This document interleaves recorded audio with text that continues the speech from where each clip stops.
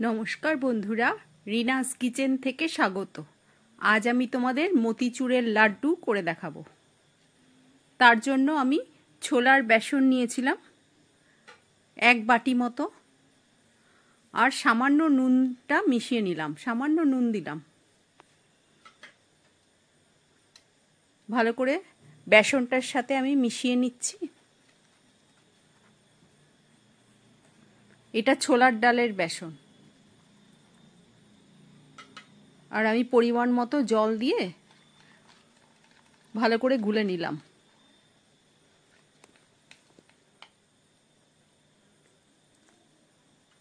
এমন করে গুলতে হবে যেটা আমি বড়া ভাজতে পারবো সেরকম টাইপের করতে হবে। খুব পাতলাও না, আবার খুব মোটাও না। করে আমি আধ ঘন্টা মতো রেস্টে রেখে দিয়েছিলাম, ভালো করে ফেটিয়ে নিয়ে।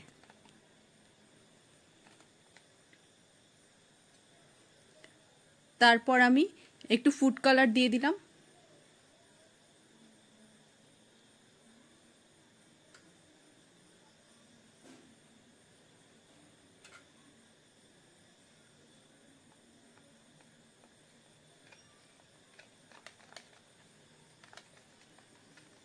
আবার ভালো করে ফেটিয়ে নিচ্ছি।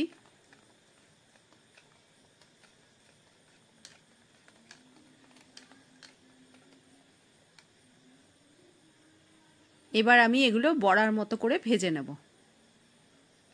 ফ্রাই প্যানে তেল দিয়ে দিলাম পরিমাণ মতো। এগুলো যেমন তেমন করে বড়াগুলো ভেজে নিতে হবে, কারণ এই বড়াগুলো আবার মিক্সিতে গুঁড়ো করে ফেলতে হবে। সেই জন্য যেমন তেমন সাইজের তোমরা বড়াটা ভেজে নিতে পারো, কারণ বড়াগুলো ভাজার পর আবার মিক্সিতে গুঁড়ো করতে হবে এগুলো।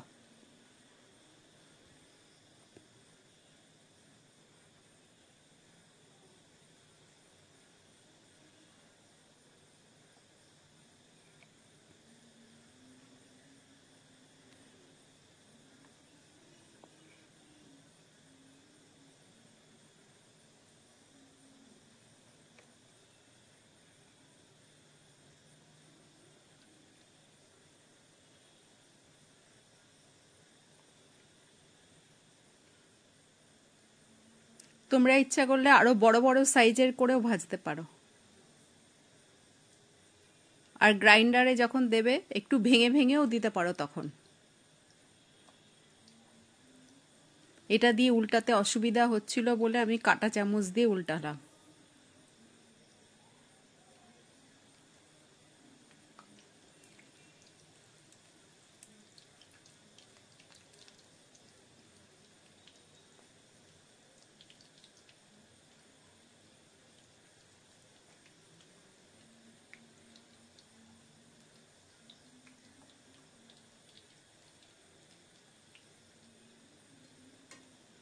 এবার বড়াগুলো ভাজা হয়ে গেছে,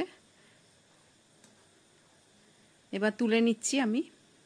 ঠান্ডা করে তারপরে মিক্সচারে ঘুরিয়ে নেব।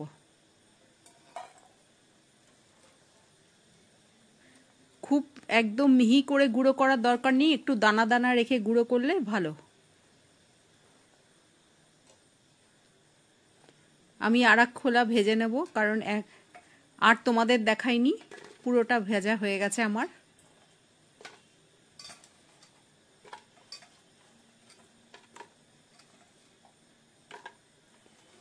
এই বড় জারটায় আমি দিয়েছিলাম, এটাতে না ভালো করে ঘোরানো যাচ্ছিল না, পরে আমি অন্য মিক্সিং জারে ঘুরিয়ে নিয়েছিলাম।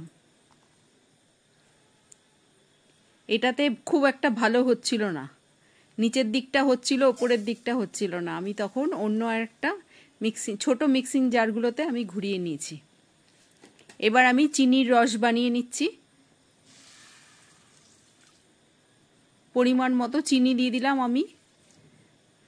আমি যে বাটির মাপে বেসন নিয়েছিলাম সেই বাটির মাপে সেই 1 বাটি আমি চিনি নিয়েছিলাম। আর ফুড কালার দিয়ে দিলাম, কেশর কালারটা দিয়েছি আমি।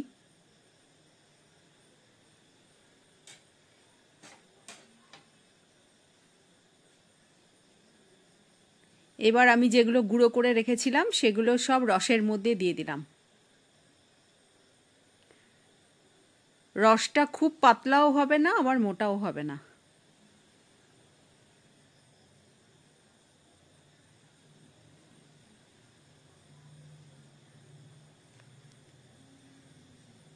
এক বাটি দিয়েছিলাম চিনি আর হাফ বাটি থেকে একটু বেশি জল দিয়েছিলাম।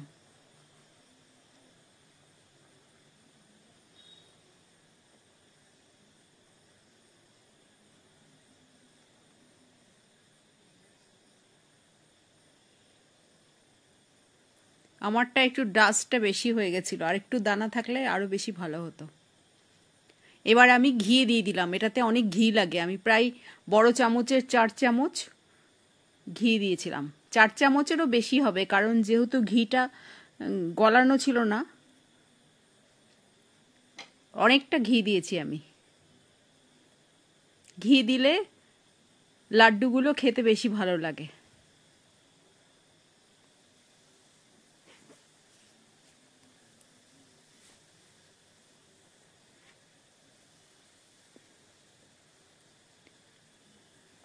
এবার আমি মেলন সিড দিয়ে দেব। তোমরা ইচ্ছা করলে কাজু বাদাম কুচিও দিতে পারো।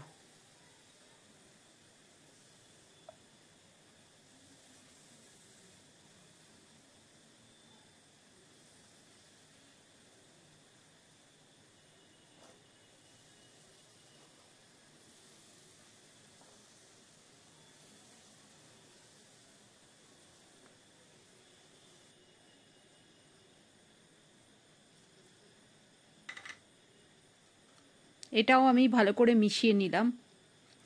তোমাদের যদি রেসিপিটা ভালো লাগে তাহলে আমার চ্যানেলটাকে সাবস্ক্রাইব করো, লাইক ও কমেন্টস করো। এইবার এটা একটু ঠান্ডা করে আমি লাড্ডুর মতো করে বানিয়ে নেব।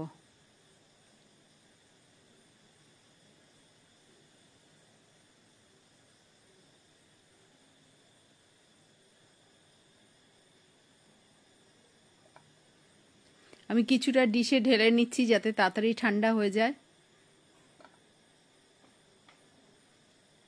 এক হাতেই লাড্ডুটা করতে হবে, আর ঘি যদি না দেওয়া হয় তাহলে ঘি হাতে মাখিয়ে করতে হবে। তো আমি অনেকটা ঘি দিয়েছি বলে আমার হাতে একটুও লাগছে না।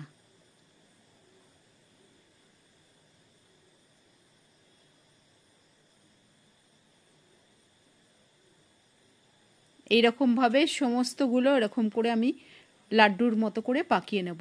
এটা আর তোমাদের দেখাইনি, আমি পুরো লাড্ডুটা করে নিয়ে এসেছি। এবারে আর একটুখানি আছে, সেটুকু তোমাদের দেখিয়ে দিচ্ছি।